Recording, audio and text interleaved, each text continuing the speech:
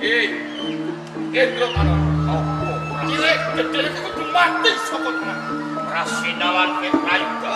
Indra Tanon. Ora bali lakon gumilang ing papan.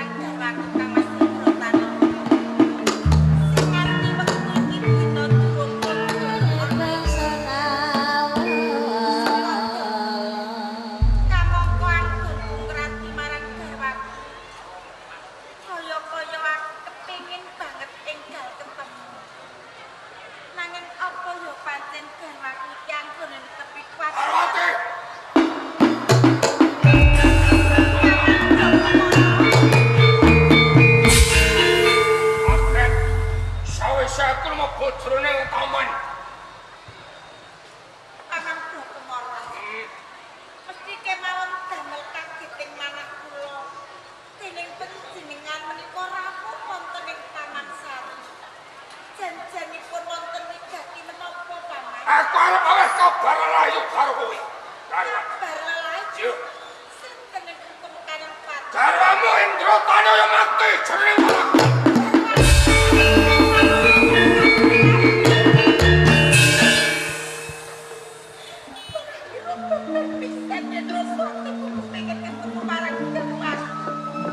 Yes. Jeneng wong peperangan pancen ngono ta. Yen ora mateni ya dipateni. Kowe wong perang. Ngene kok menawa bojomu elok jeneng Malakon.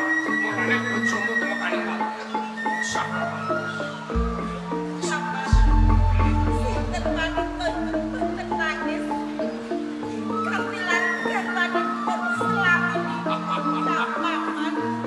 Garwatining jagat iki dilarombo. Akeh wong lanang kang saged dadi karo mergo kowe sinau kowe sipai. Mulane tok tangisane ibarate milih kowe. Arep kok wis matur apa.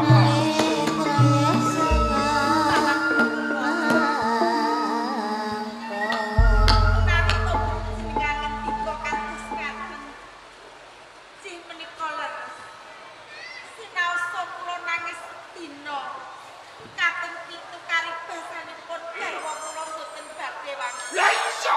Nang piye? Kula kepengin mangertosi. Mesthinipun wonten ing tengah palagan panjenengan mangertosi. Sinten ingkang sampun nyedani dhateng garwa kula Kang Mas Hendra? Aku kang mateni bojomu.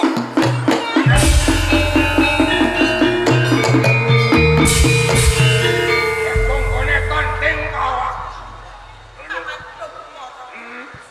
Kini menapa panjenengan tega misahaken kula kaliyan garwa kula? Arep aja kuwatir.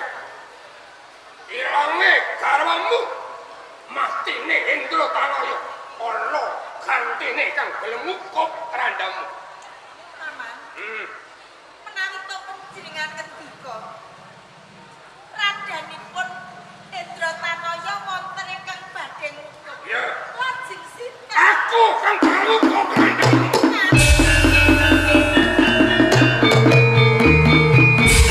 Boten paman. Pangkate yo dhuwur aku. Umpama tak bandingake. Nganggo umure yo imbang karo aku. Rae karo aku. Sinau sopan kang dipun menika dhuwur panjenengan. Nanging dipun tresna niku boten kena dipun peksa. Tresna kula gedhe banget dhateng garwa kula Kang Mas Indratanaya paman. Karo ati kowe kliru.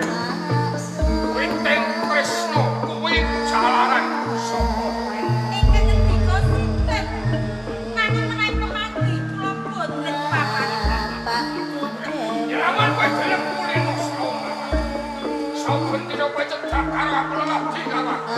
Suwene mesti duwe rasa tresna karo blokmu. Boten. Sinau saben dinten kula tansah saged dhateng panjenengan. Yo, Boten nyinten wonten ing kula tresna dhateng panjenengan paman. Karwati kawulane. Kowe tak ibaratake kodhok jroning manuk jroning kurungan. Kaya nang tawone blokmu.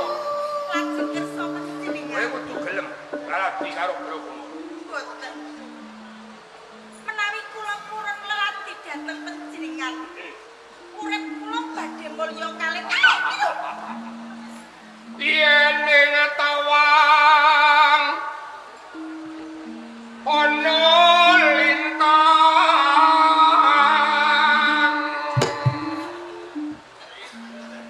Belaku ora belaku. Iya, puas kowe ngene iki puas. remen panjenengan. Cahayu kuman ane.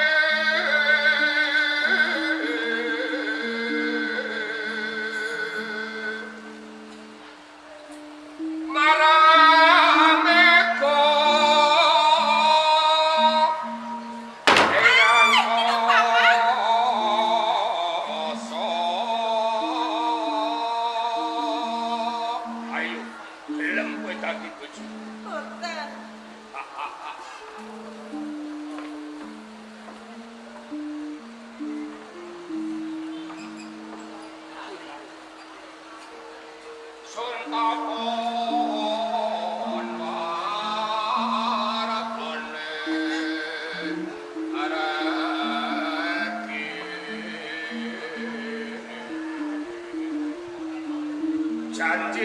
Janji aku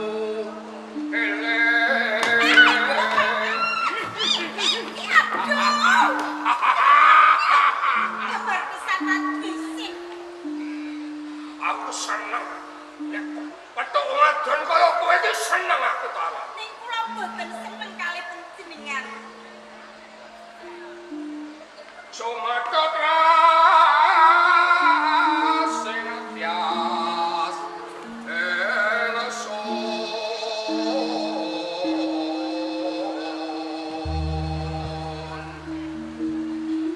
di masa kukra sopo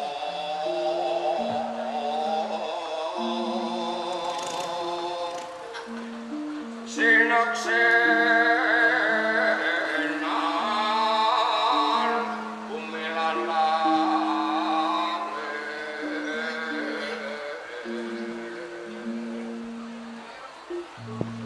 tangi sing tias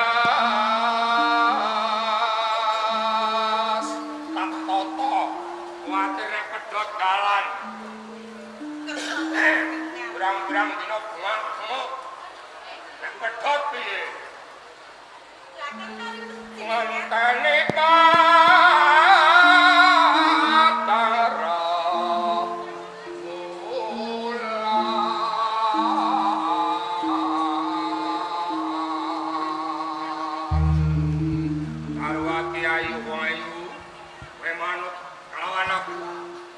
karwane Kula boten purun nek kula kedah lali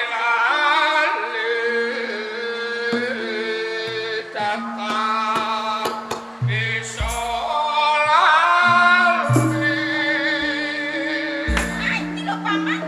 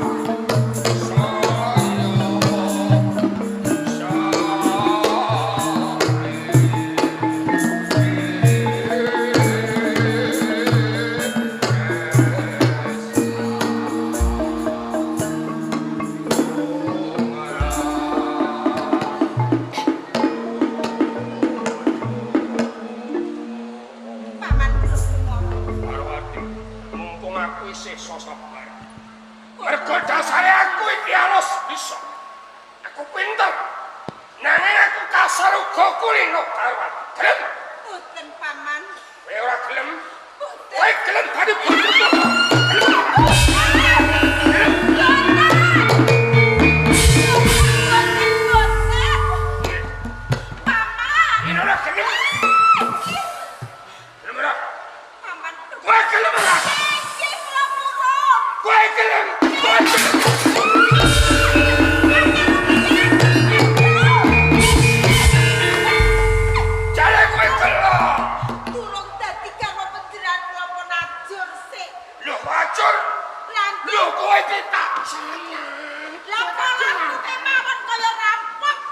Seneng aku ora betah ngono karwan.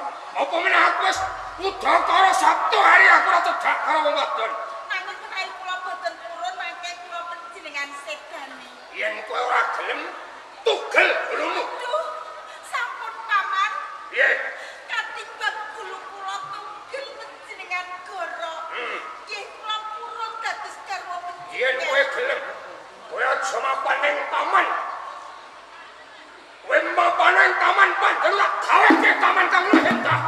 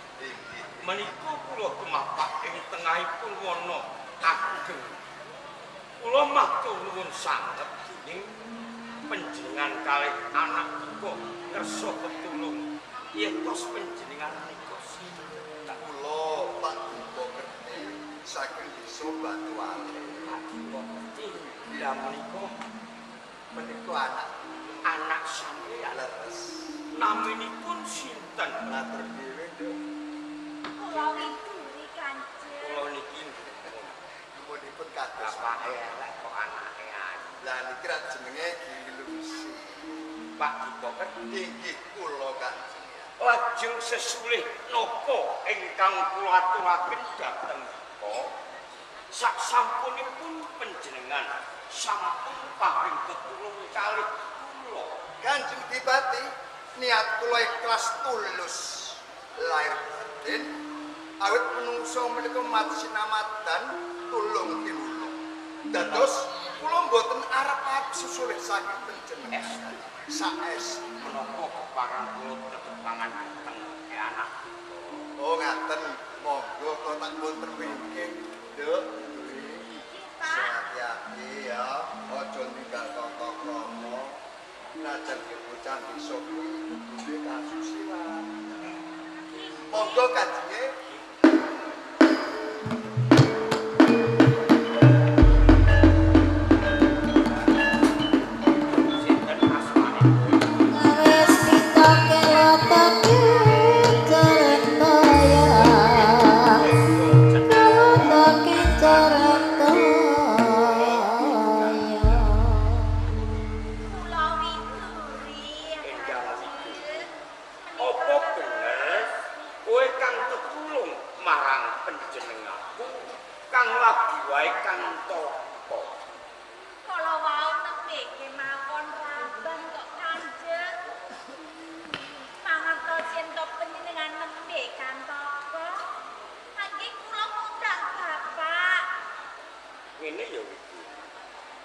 banjur kowe njaluk piwales sapa sakwising kowe bisa tetulung karo panjenengan.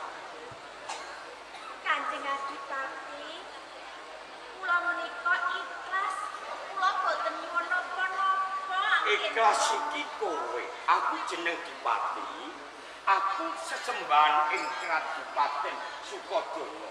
Jeneng ditetulung marang liyan, aku mung sumeleh iki rak ya ora patut. Aku tak takon yo. Iki Kanjeng. Kok ora karo bojo? Lah kula niki tasih lambat tasih kenyuh kok Kanjeng. Isih. Iki Ini upama kita ganjar bondo iso lunga derajat pangkat iso minggat. Iki kanggo ngraketke mergo kowe tetulung marang nyawaku upama. Tembung upama iki tan kenane bae. Nak tenan kowe durung di bojo, upama kowe kapek bojo ngono. kula Kanjeng. Aku wis tuwa, aku Dipati, ning Kadipaten ya wis duwe gawe. Panjenengan iki mbok ampun Dara. Ora. Aku salah sawijining Dipati. Bisa nimbang, bisa mikir, mergo gedhe lelabuhanmu tumraping panjenenganku. Aku kudu paring ganjaran karo kowe. Kanjeng Adipati. Menapa sedaya menika sampun panjenengan pitung? Kula menika atase bocah wadon saking Karang Pradesan.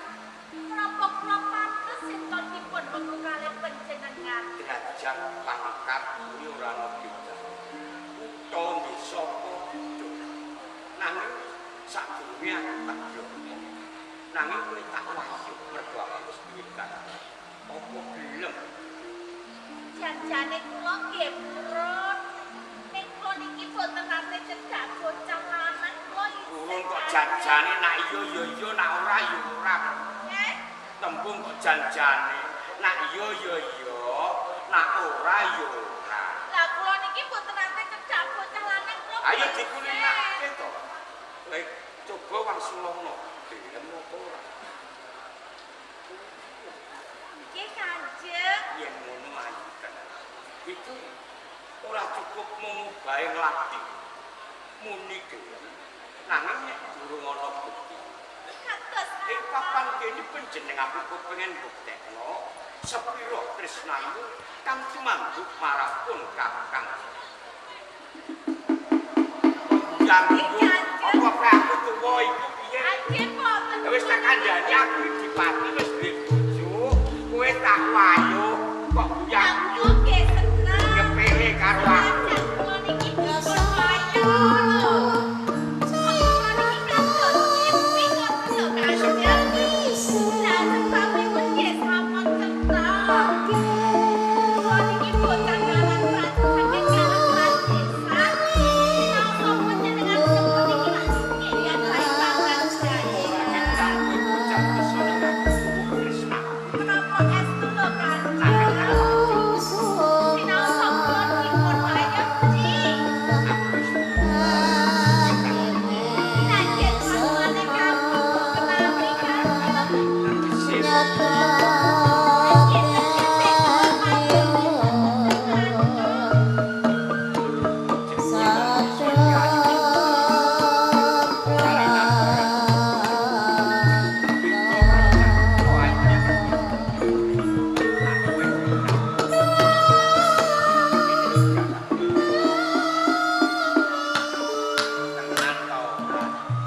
Restu Kanjeng.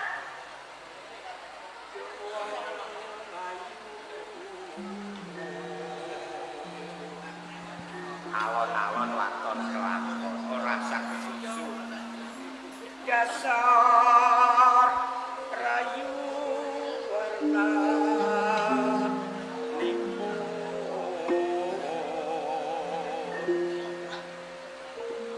Nyebul kados Kakek. Tos takdes. Sami mungkin boten kakang bocah sing bisa Ojo tansah angla lewo.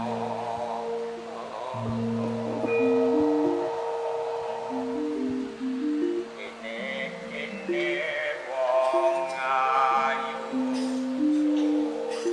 elo